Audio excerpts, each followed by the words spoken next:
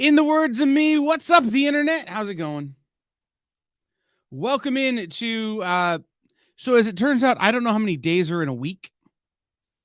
Today is day 8. I was saying that yesterday was day 9. Today's only day 8. I don't know how a week works.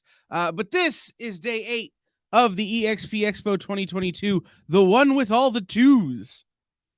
And it's our most jam-packed day we've had yet. We have got an absolutely killer lineup today, starting with our first guest and continuing through our last guest, who a lot of these guys are going to be familiar faces for you if you watch us regularly. We have Afua Richardson, who's going to be talking with Henri, who you see all the time because Henri's here all the time. So I'm gonna go ahead and bring him on. Henri is, the two of us are the bald guys at the experience, and we're on the air like the most. You know what else I noticed? For all the time that I'm on the EXP, I just realized right now the QR code to join the mailing list for all this time. And I finally joined the EXP mailing list, and I'm so glad I did. And for those of you guys who are watching right now who haven't joined the mailing list, you absolutely have to, because this all just sprung up on me last minute. The opportunity to sit down with my good friend Afua, I didn't even know it was happening. And now that I'm on the mailing list, I'm never going to have problems again. So be like Henri, join the mailing list for the EXP. Well, and Henri's mailing list is how he tells people about things. I was talking with Mog about that last night. Mailing lists are important. I should really use ours. We don't mail out that often. But here, let me run through the rest of the lineup today. So we have Afua Richardson coming up in a few seconds. We have Austin Janowski of Scout Comics, Stanley the Snowman. Arvell Jones, Marvel Comics, DC Comics legend. Arvell Jones at 3 o'clock. We have an LCS spotlight with Jen King, Brainy Singh, Jen Haynes, and some other folks from Comics Pro. David Pepos of Spencer and Locke and the OZ will be here. Will be here after that. We have a break for the Fat Jacks Latchkey Manifesto live sale. Then we wrap up the day with the only person who's on the air more than me and Henri, Dan Wickline. So let's bring in our guest, the one of a kind, the amazing, right, Afua Richardson. Hey! You guys make me feel so special. You Happy Sunday. It is Sunday, right? Good Lord, I don't know what day it is. Yeah, I don't. I don't human well anymore. That's what I know. So. Oh, goodness gracious. Thanks for hanging with me today, guys. Oh, absolutely. Are you kidding me? Like, yeah, Afua, honestly, as as one of your friends, any opportunity I get to hang out with you is always a pleasure. Awesome. So let's kick it off. How you doing? Tell the world, how you doing? Oh man, last year was crazy, but I think it was crazy for everybody. And I am actually really happy to say that I'm doing okay. I had some crazy near death, and I don't know if I want to call them adventures, but I'm still here.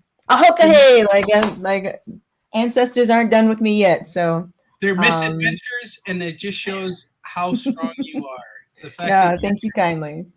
And oh man. Yeah, I had a crazy gas leak in my house. I'm like, what is going on? Will an asteroid come from Orion's belt and land in my backyard and give me superpowers? And maybe they did. Maybe they gave you really cool artistical gas leak. Artistical? That sounds painful. Okay, so the one I get that checked. As one of your friends, I know all the things, all the curveballs that you've dealt with, and yet you just keep pushing past it. And now, especially recently, you've started to really focus on getting out there again and really honing in on your work and the things that you're doing right now. So why don't you give us a little run through of what you've been up to lately, just so anybody who's just tuning in. Ronald, what's up? Good to see you. Anybody who's tuning in can kind of jump in and figure out what you've been up to. Well, I am no now that I am mostly unpacked. I'm getting back to work on my creator-owned, which is actually it's crazy. It's my first creator-owned since I started doing comics 16 years ago. Can you believe 16 years ago? That's nuts. Um, but it's a book that is very near and dear to my heart, called Aquarius, the Book of Mer, and it's a modern retelling of mermaid myths and legends from all over the world. And a lot of them are pieces of my own family history and stories, and just some of the weird things that I've gone through and that I've dreamed, that I've experienced, and mermaidy creatures from near and abroad. And so I'm really digging into the lore, digging into just really sacred stories. Because when I think about it, just our lives, who we are, just our experiences, our day-to-day events, we don't really think about them, but they're stories. There are stories. And even things that are fantastic, the things that we love are from superheroes to, just the things that we spend our time filling our imaginations with. Those are, of course, stories, but we don't think about our own stories. So I'm trying my best to take the things that are sacred to me and my family, as well as the generations before me, and finding the similarities between that and cultures everywhere that have been touched by water, which would be all of us. So there's a saying in the Native American nation of the Lakota and the Dakotas. It's a mitakuye oyasin aho. That's mitakuye, like my relations, like my relatives. Oyasin, all of you. Aho is kind of like amen. So it's like saying we're all connected, essentially, and that's kind of what I want to do. That is what I want to do with this. And also, I'm kind of getting back into the things that I feel make me happy, because man, we've had enough of unhappiness these past 2 years. I've had enough of unhappiness. I am tired of seeing the inside of a hospital. I am tired. Ooh, tired of that. And so I feel like I want to be not only the author of my own graphic novel, but the author of my story. And I know we can't anticipate everything that's going to happen. We can't always, have things work out exactly the way we want them, but I get to choose how I respond. So that's also those kinds of realizations I'm also giving to my characters as well. Some of the experiences that I've had and some of the realizations that I've had just over these past couple of years, being a creator and kind of whatever comes my way, dealing with it. I want my characters to also suffer and deal with those experiences too. You know what? It almost makes you wonder if somebody else is writing your story and putting you right? through crap just to see what you can tolerate. But I will say that, man, how meta is that? There's a pen over my head, like, right? Can you write me like I don't know, like an indoor sauna or something? Like that would be nice. Can you write a story about me being on vacation for the rest of my life? That would be great.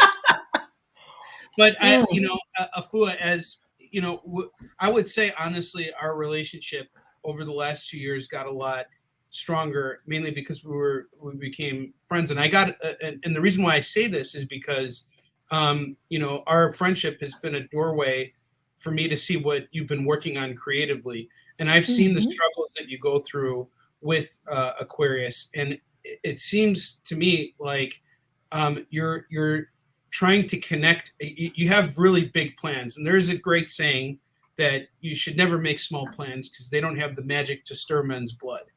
And just your process, the way you work, and seeing how far you came. Honestly, I don't think I would be as far.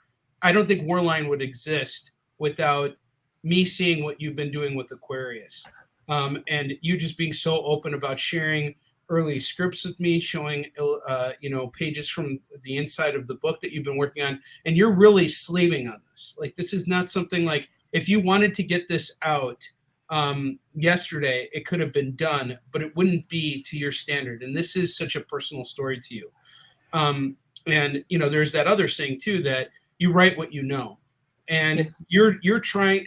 The way I see you, I feel like you're trying to pull all these things, all these like big ideas together. You're taking your experiences, your stories, and you're connecting them to all of us so that we can all relate to the characters that you're describing, or that you're introducing us to in your story.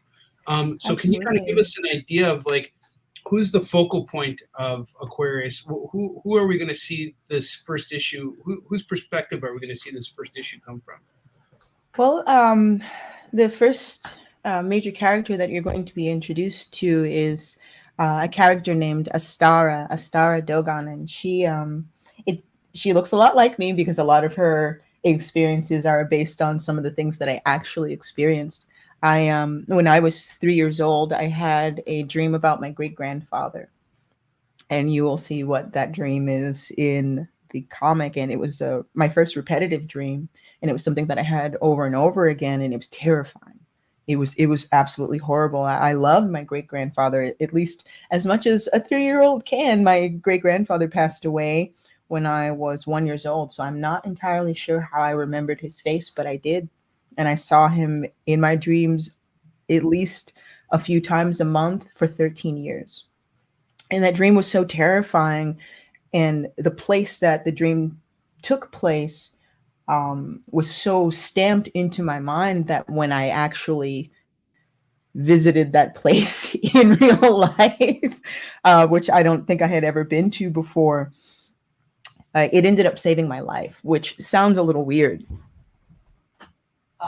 But I'll explain how that is the case in the story. And, I don't know. I think there are a lot of experiences that people have that I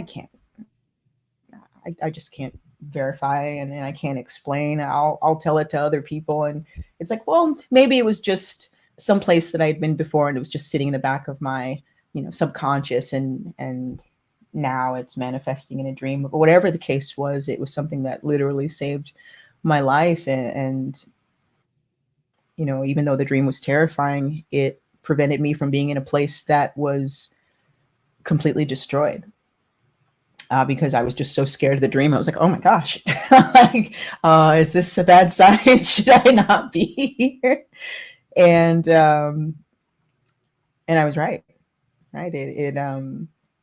But I think a lot of people have experiences like that, and who knows what they mean or what they really are. But Astara is a person who, she really protects her friends very fiercely. She doesn't have a very close family of her own. And so she builds family through her friends and associates. But the poor girl, in addition to being plagued by dreams, is plagued by these weird visions. And she doesn't know if they are real or if they're just figments of her very overactive imagination. And so we're going to be walking with her while she's just trying to find peace and some normalcy, and trying to figure out what is just a dream and what may be a little bit more than a dream. So in addition to, Astara, we're going to encounter her vision of what is called the Sabawa Ilnu in the Mi'kmaq Nation in Nova Scotia. There are a lot of stories about a Sabawa Ilnu, or a halfway person. Half of their body is human-like, and the other half looks like a fish, or like very aquatic-looking creature. And some of the tales or encounters that people have had with them, the stories that they share are, if you show them their proper respects, then they will respect you. But if you don't, there are consequences to that. And so I'm taking that story, and my great grandfather was Native American, and I'm tying that together with him and his encounter with a Saba Waiunu. And so I'm really excited. This is very near and dear to my heart. And I feel that a lot of times, we want to make these big epic sagas, but these are just a lot of little stories that have moved me along in my life. And I want to braid them together with other stories and other creatures because, man, I know I've said this a few times. I think I even said it in my Kickstarter video last year, but there are so many things that can separate us. There's so many ways we can find differences within ourselves, which is great. I think life would be pretty boring if we were all the same. But the similarities between our stories, between our legends, between, these kinds of things, I want Astara to find those things and document them in her journal. And so the Book of Mer is a literal book that she is documenting her life, her dreams, and the strange things that she's seeing. And this is an item that has been passed down from her great grandfather, not only in dreams but in real life. So, well, it's interesting you mentioned Kickstarter because you have a couple people on here who are already asking if there's going to be a Kickstarter, and you've already had a campaign and it's very successful, and you and I have had many conversations about how important your backers are to you and how important it is for you to give them the best work. And just hearing about how you're talking about Aquarius and what's going into this emotional journey, which honestly, it seems like the last 2 years that you've been working on this book have had an impact on your production process. But just in general, your production process is unlike anything that I have ever seen in comics. I remember one person I spoke to, I think it was even Kyle, when Kyle was like asking what kind of format you were working in. And then he just, there we go. There. What'd I do? He asked her the format that she was working in. Oh, yeah. And Kyle was the first person to tell me, he's like, that's crazy. And then you and I have had conversations about this. And he told me, like, I spent all day working on a face, and it's like a detail that no one's ever going to see or pay attention to. But me as the artist, I feel for you because it's been a very long time since I've released an issue of Yisun Chin, because you and I have that commonality in that we want if it's our work. It's one thing if we work for someone else, we put out that freelance work. It's much easier to get it out there. But when it's our project, you really want to put your time into it. So I was wondering if you could tell us about your production process. What is going into this book? It's more than emotion. It's it's the actual process, the art. Oh, absolutely. I am writing, laying out, penciling, inking, coloring, and lettering this book. Howard Wong is also my editor. So, and thank you again, Henri, for taking a look and making sure I don't sound like a fool. And I've had a lot of friends also and other professionals sort of look over the script as well. But as far as the art is concerned, I work in a program that is not actually meant for illustration. I work in Adobe Illustrator, which is a vector program. Now, if you think of art operating in did I break somebody's heart? I'm so triggered right now. I remember the first time. So for those of you who don't know about this kind of stuff, and Afua can elaborate, Illustrator is what we use to create the graphics for the experience. All the little animated things start off in Illustrator and then go into another piece of software, and usually another piece of software before they come on the air. So what Afua is doing is creating these giant, massive files in the most antiquated, like they're not designed. Illustrator is not designed It's for not art. designed for it. It's designed for production. It is. And I think a lot of people don't understand. I mean, I'd like to learn another program. I really would. I'm trying to learn Clip Studio, but the problem is, is becoming proficient in a program enough to be able to get the effect that you want in time, with enough time, while you're still working on other things and moving forward. So I learned in this terrible program because I was a musician and I did my own flyers. And I was tired of doing watercolor and then having to scan it and try to reproduce the colors. And I'm like, well, if I'm printing t-shirts and flyers and I'm working in these different graphics programs and I'm making logos, if I just knew how to draw in this program, then I wouldn't have to export anything. I could blow this up to the size of a billboard. I'm like, but this program is so rigid. My chest hurts thinking about the hassle.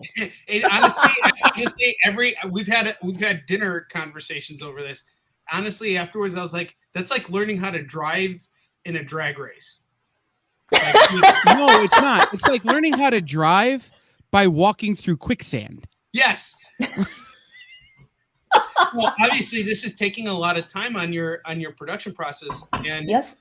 So I'm doing different things to try and expedite things. I'm learning different shortcuts, and I'm trying to do things in other programs, and then sort of save like the major splash pages and a lot of the faces for Illustrator. And I'm learning as I go. It's a very time consuming process. Actually, I have a cover out right now. Marvel is doing their Indigenous Voices, their Voices series, where they have Native American or part Native American artists like David Mack and myself doing covers or different books about Indigenous characters that they have. So I did a Warpath cover, and it's out now. But I've been recording time lapse of what I'm working on, the Book of Mer, but also of just my process in general. And I started digging back into those archives. And I'm going to be doing sort of sing and draw videos, like 1-minute videos showing a time lapse of something that I've done while I'm singing. Because I usually sing while I draw. People don't usually see that, but I'm sitting here at my computer singing along. I've seen your videos and they're fantastic. I love how you're singing and drawing, and you have just such an incredible voice. Now, for those of us who don't know about your singing background, because it correlates with everything you're doing with Aquarius, could you give us a little? Can you help us bridge the gap between the two? Absolutely. Well, for the past 16 years, I've been doing illustration, but before then, I'm almost 42, guys. And you don't look a day over 21. That's very kind of you. Thank you. I'll be using cocoa butter. Oh, you're using the cocoa butter. I like that stuff. And collagen. Collagen is great. I drink it every day in my tea. By the way, Afua is my unofficial doctor. Every single I'm not kidding, guys. Hey, real quick, can I show people something? Yes. That is beautiful. Thank you. That was my Danny Moonstar from last year, and I have another one of Warpath. It was really cool. That ended up getting featured in the Marvel Contest of Champions video game. So now when you select Danny Moonstar, you're like selecting my artwork. I was like, that's so cool. Well, speaking of that, I mean, we can go down another tunnel with your success with Lovecraft Country, which there was not only did you provide the artwork for this show, but there was actually a character created after you that was mentioned in passing on the show, and yes, I thought that was amazing. I remember when you shared that with me, I was just like, wow, I actually get to call this person my friend. That was you make me sound fancy. Thank you. You are fancy, dude. I'm cool because I'm friends with you. Other than that, I'm like a total loser. I love that word. Thank you. I'll share my time lapse in just a second, but like to get back to what you said before, background in music. At 9, I started playing the flute. By 11, I was playing at Carnegie Hall with Manhattan's Borough Wide Band. I'm originally from New York. I got accepted into LaGuardia for the Performing Arts for instrumental music as a classical flautist. And then I did an undergrad at Juilliard, which was right across the street, for their sort of like young, program, getting people into Juilliard essentially. And that was also right across the street from Lincoln Center. And then I realized that I did not want to be a classical flautist. And I joined an all-female hip-hop crew called The Anomalies. I was a beatboxer because as a flautist, you are doing things that are very percussive, and so I started mimicking sounds, mimicking animals, mimicking beats, and then I started mimicking singers. And as a flautist, I joined all of these hip hop bands, and I could read sheet music. And so I was asked to sing background for a lot of different groups. I eventually joined this this singing group, and I had a singing duo called Scarlet Blue. And because my old singing partner was a soprano and I'm an alto, I have like a lower voice. We were asked very often to either come up with arrangements for different recording artists, and that's what it means to be a reference vocalist. So if someone wanted to present a song to Alicia Keys, they would have me sing the vocals because I'm an alto and so is she. And so I would do things like that. I did a lot of commercial voice acting. I went on tour. I was on Soul Train. I was on Late Night with Jimmy Fallon, opening with Harmar Superstar. I opened for Alicia Keys, T.I., John Legend, Parliament Funkadelic. I got to travel to Europe, performing with Sheila E. I sang a little bit with Stevie Wonder when he came into the record store.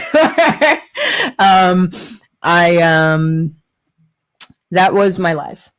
But I always carried a sketchbook, and I loved comics, and I was a dork, and I didn't hide it, but I didn't really let others know how much of a comic book and manga dork I was, because, I lived in Harlem and Brooklyn in the 80s and 90s, and that was kind of frowned upon. It always seems that way. I mean, like, right. We have had conversations about how, Kyle's saying Harmar's his dude. Oh, no kidding. Yeah, man. Sean is amazing. I know he's been going through like so many transitions right now. He is he's got a big heart, and like, he's crazy, man. I love that dude. He sent me a thing the other day. He's writing a concept record that'll probably never come out about his time as a mailman. Like, for those of you who don't know Harmar Superstar, it's almost like if John Lovitz decided to be an R&B singer, and he does he'll do these stunts where he'll do an entire verse on his head. Like, he will like hold on to the microphone, stand upside down, and sing like Boyz II Men. Like, now we go to the end of the road, on his head in like a dashiki and like gold boots. I swear to you, this man is a crazy genius. It's and during the pandemic, he, like, to help out, became a mailman, and now he's writing a record about it. Like, he's incredible. I mean, this man wrote stuff for like Britney Spears and all of these different pop artists for decades, and then he just decided, I want to just write stuff on my own. So he manages himself as an artist. He very openly spoke about his recovery as an alcoholic, and like, he just came out of that, and he's back. And I absolutely adore that man. He's a really good dude, and he has no shame about his shortcomings, and he's a very open and genuine person, and he's one of those kinds of people who I admire a great deal, because he's very honest about what he is and what he is not, and I'm not that brave.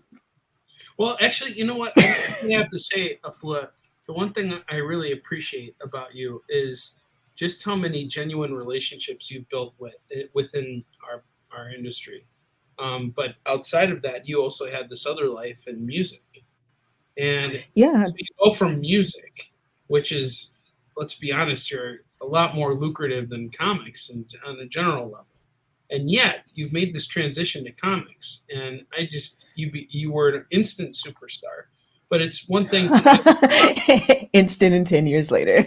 Well, you know what? Regardless, of course, it never happens overnight. But to all of us who see it from the outside, you're an overnight success. But the way I kind of see it is, you came into this industry with no knowledge at all of how to draw or do anything, and built this really beautiful career. And there's so many ways to enter comics, especially as a celebrity. Like, look at Keanu Reeves. He got in on the he got in with Boom, and is he involved in the process? Sure, but is he drawing? No, he's not drawing. I mean, you could have put your time into this in any capacity.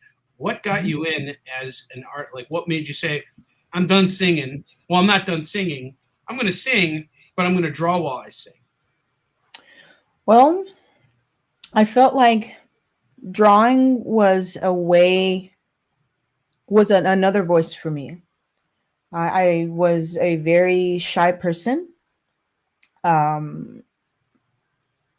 wouldn't think so, but I kind of came from a very difficult home life. My mother, unfortunately, has a very severe mental illness, and she's very violent. And so it made me feel like I couldn't trust what I thought, but I trust what I made. And so I would make music and make art, and I couldn't separate the two. Like, I was one of those kids who was really into like reading Rainbow and all of that. So I expected my stories to have a soundtrack. And I just felt like music was something that changed my mind. Art was something that allowed me to have emotional maturity, where whatever chaos was going on in my mind, I could distill it into something that I could look back on and say, I made this, and nobody can take this away from me. And it doesn't matter if it's good or not. I'm willing to put in the work just like I am with classical music. And that means that, if there's something I want to achieve, I have to find the path towards it. And, I just have to give myself permission to suck at this. And so I taught myself to draw. And so it was something that was very functional. Like, people like to think that art is, like, oh, well, if you love what you do, you never work a day in your life. That's crap. Yeah, that's such BS. It's trash. It's total trash. Like, everything's going to be work. Like, are you going to be proud of what it is that you do when you're done with the work? And so I felt like, my dad is a physicist and an officer in the Coast Guard, and he was a painter and a sculptor. And so he didn't have the opportunities that I had, because he grew up in, a segregated South in Tuscaloosa, Alabama, where that path was not available to him. He was blocked from that path, but he wanted me to be able to do it, but didn't want me to be disappointed. And I hear from a lot of artists that, their parents don't support their pursuits of creativity, not because they don't believe in them, but they don't believe in the path. And so for me, art was necessary, because people judge whatever it is that you present to them with the design. That, when you go shopping, all of those packages, everything, that's an artist that has touched that. And you judge the content or the quality of the product based on how well the graphic design is. All those like beautiful pictures of like Lucky Charms or whatever. That's a photographer. The graphic design, the illustration, all of it. Those are artists. And so I thought to myself, well, if I can make my work look as good as this, then why not me? Like, this was a person who was terrible at this thing at one time. They were just practicing their scales and going through, the fundamentals of this. Why not me? If I can go from not being good at this to being okay at this, then can I do that with art too? Because I need art. I need art to let people know that I'm going to bring as much of my heart as possible to this. So if I need art and graphic design to do that, then I will learn. And so I started going to comic conventions and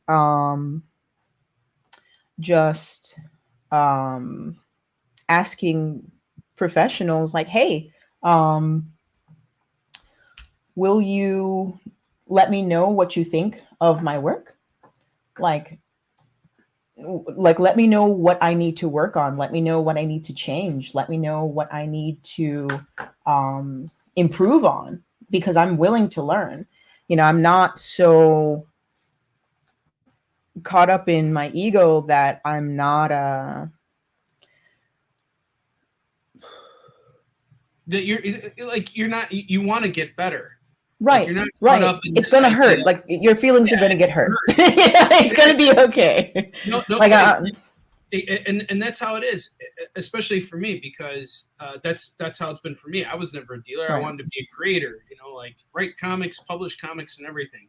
And then I fell into dealing. And when you have to put yourself out there like that, in the state of reaching a certain age, you want to say that you're done learning and that you just want to keep doing and do the best you can. But even now, I mean, I still look for guidance on all fronts, especially now creatively. I come to you for guidance. There's even with this latest issue of Yushin Chin that I'll be putting out, there have been many times where you've looked at pages and helped me make some crucial calls to improving the process. And I'm very grateful for that, because that's the idea, and you have the right mindset of, like, why not me? And if you want to do it, then you're going to do it. You're going to have to work really hard at it. And it may not feel like work, but it still is at the end of the day. Absolutely. I mean, like I don't know if it's up at the moment, but I'm sharing sort of a time lapse of something that I've worked on. And sometimes you got to do things again. Like, it's tough. It's tough with critique, because it's people's opinions. You have your intentions, you have the things that you have in mind, you have your vision. People are not always going to see it, but you're communicating. At the end of the day, you are communicating. And so if you're not communicating well with people, then you just need to perfect your craft. And it's almost like any other language, any other form of communication. If you're not getting your point across, then you might need to consider how you're saying what you're saying. And it's the same thing with art. Like, basically, art is that form of communication for me. And I feel like there are techniques that you can learn, and there's styles that you want to perfect, and not everybody's going to see that, but try to take as much critique as you can. Not that you're going to bend and alter yourself to be someone that you're not, but if what you're putting out is not what you intend, then that means you just need to fine tune and refine so that your vision and the transmission of your vision is a lot more clear. And for me, I wanted to learn more than I wanted to be right. I think that's the right attitude, and I think that attitude is why you found so much success in this field. And not only that, built a wonderful network of people who really love and appreciate you as a person and you as an artist. I think that's a really difficult thing to do, because this is a very, we speak of art, and we all insert ourselves into art as creators, right? And so it has this kind of thing, like, where we become the center of our universe, and we expect the rest of the world to be centered around what we're doing too. But there's a great many number of artists out there who are doing what we're doing, and acknowledging that, and that we can learn from each other and grow together, I think is a very powerful thing. So it's a very delicate balance, of believing in your vision enough to, make yourself a better vehicle for it, versus, being able to sit back and say, okay, all right, this is a person who has already been on the path that I want to be on. And I'm going to go to them for their perspective, because it's like traveling to a place that they've been to already. They're going to have a different experience. They're going to have a different way to get in. They're going to have a different, idea of what the food is like, but they've been there already. And they're telling you like, hey, look out for this street. Or, oh, hey, go to this restaurant. They have really great baguettes or something, whatever it is. You might hate baguettes, whatever. Everybody has a different journey in art, but there is always something that you can learn from somebody, especially another professional. So I learned from, oh my gosh, Brian Stelfreeze, Sanford Green, Karan Grant, Gail Simone, Neil Adams. Neil Adams was, as grumpy as he is, he's seen so much and he's experienced so much, and he's taught me so much. Like, and it's a very rare opportunity to be able to interface with artists directly. As a musician, in order to even get in the door at Sony BMI, you had to have a manager, you had to create a demo, you had to have a producer to create that demo, you had to write songs, and then they had to care enough to listen. And then you had to have a lawyer. And I had Louise West, who was Timbaland's lawyer. I had Iris Dillon and Sharon Haywood. Iris created the interdepartmental finance department at Virgin Records. She was a DJ. Amazing people who have been in my life. And just to get the opportunity to get into the door, to get them to listen to your music, to maybe consider them signing you. Whereas with comics, you can walk right up to your favorite creator. The CEOs of companies are at the shows. Talent scouts, they're there, they're at the shows, they're walking around. So whomever you're interfacing with at a show, treat them with respect, even if they're a little weird. We're in a weird industry. We're weird. That's okay.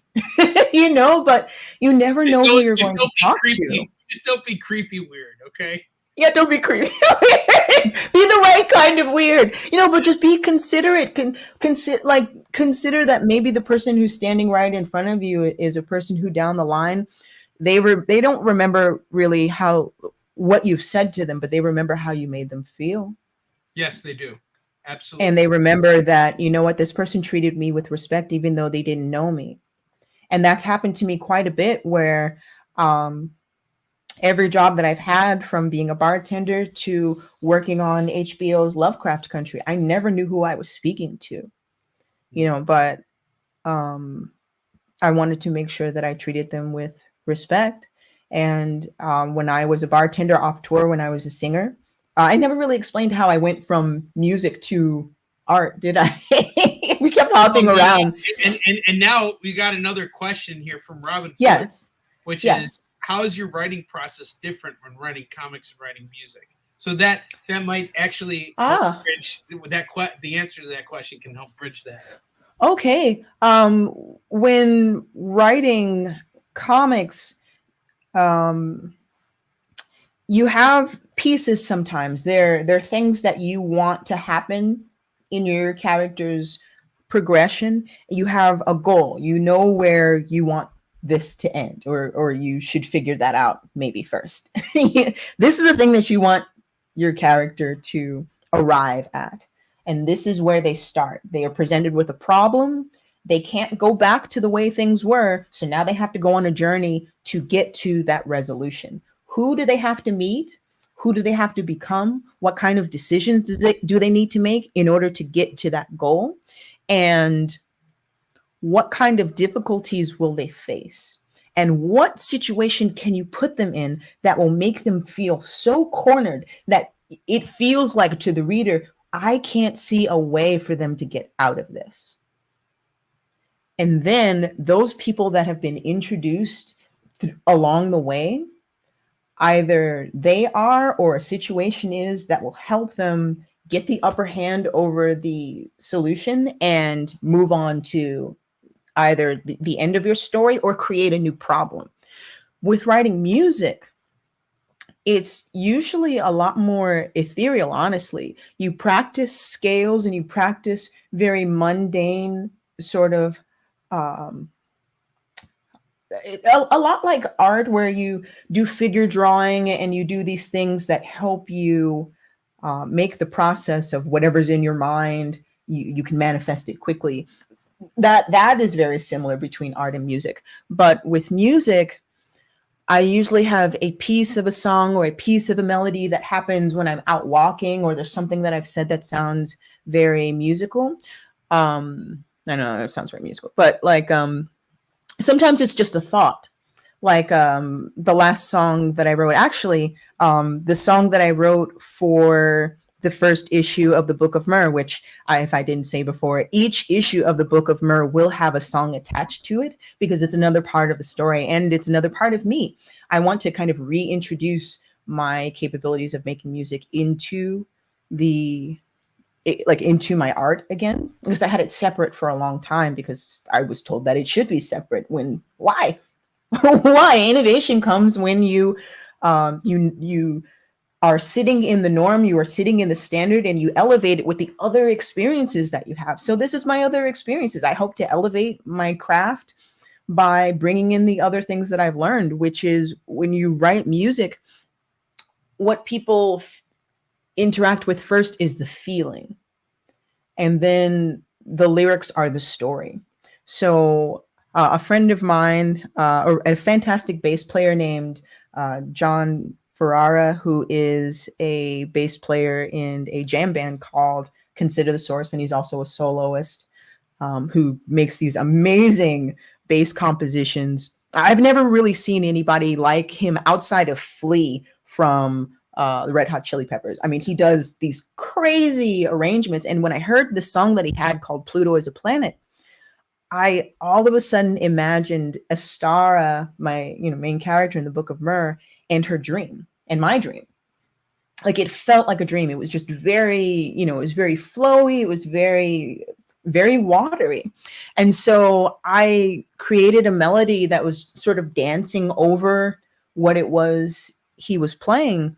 And so I came up with lyrics to it once I figured out what my story was and what I was trying to say, which was essentially, Astara is coming to these realizations as to what's real and what is not, who she is and who she is not.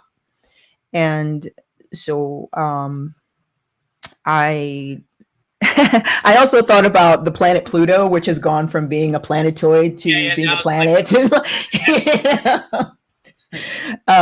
So that kind of thing where it's like, all right, I know who I am. Will I define who I am based on what other people say about me, or what I know to be true? Because you are what you repeat. And what I repeat is creativity. I repeat, I make mistakes, but I'm a person who doesn't stay down when I'm knocked down. You know what I realized I repeat a lot? Our comic sales. Science.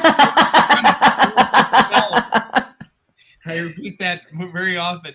Afua, I hate to do this, but we got to get ready for our next guest. Oh, so, yeah. We got to wrap this up. Thank you so much for coming on here, because you've been absolutely fantastic. And Ronald Shepard wants Kyle to include a Kickstarter info so that he can contact you for commissions. And Robin, she's also interested in staying connected with you. Is AfuaRichardson.com still the place to go? Yes. I'm also on Instagram and Twitter.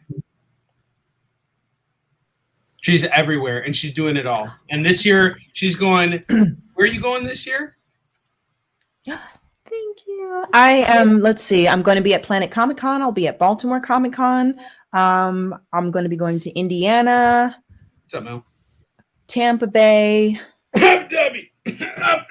And we're still confirming that one. We're still confirming that one. So when that happens, I'll let everybody know. But yeah. And the last 2 seconds, is it okay if I sing? Yes. Pluto is a Planet instead of Freebird! Fire it up! Fire it! Sorry. Now that I'm awake in the middle of this dream, like I am a leaf upon the stream, how do I know what is really fit to see? Only in the spaces in between, and no one else is here with me. Oh, I have awakened to the dream within the dream. I'm the keeper of the lost and stolen keys. And you know, that song will be available to anyone who purchases the book. It'll be available for free download, and it's a little dreamy and weird and mermaidy, but each song will have a different genre. Awesome. It's awesome. You're underselling it. Music is great in this book. I've heard it. It's awesome. You guys are in for such a treat. Afua, thank you. Rock, you are hearing your voice. It made me smile. Thank you so much. Aw, thanks, man. It's good to talk with you, man. I even made Kyle tear up a little bit, and Kyle never cries. Never. Well, Kyle's sitting here thinking, I want to produce an Afua Richardson record now. I haven't produced anybody in a while. I want to produce an Afua Richardson record now. Yay! Let's write a song. It should happen. Absolutely. All right. Awesome. Thank you so much, guys. Thank you, guys. Thank you all for watching. Robin, Mel, Ronald, thank you so much for coming here. Thanks, guys. Chip, can't forget Chip. All right. And Chip. All right, guys. So refresh this page. We'll be back in just a minute with Austin Janowski of Stanley the Snowman and a ton of other things. I can hear him talking to my ear right now about how warm it is where he is and how cold it is where I am. So we will see everybody very, very soon. Just refresh this page in about a minute's time. See you then.